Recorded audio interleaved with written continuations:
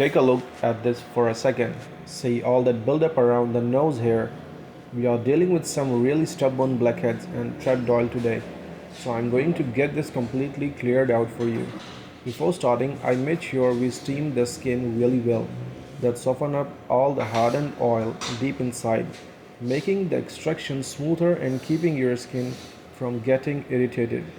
Alright, check this out. I'm using my ultrasonic spatula now. See how it glides right over the skin.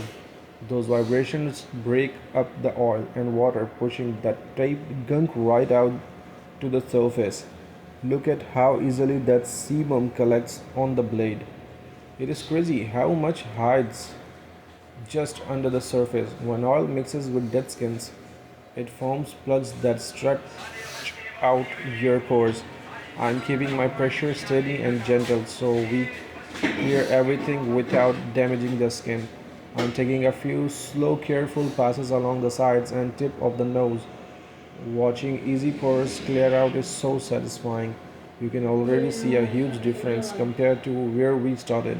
Now that the bulk of it is out, I am giving everything a fresh wipe down to clean and sanitize the area. We definitely don't want any debris settling back into those open pores.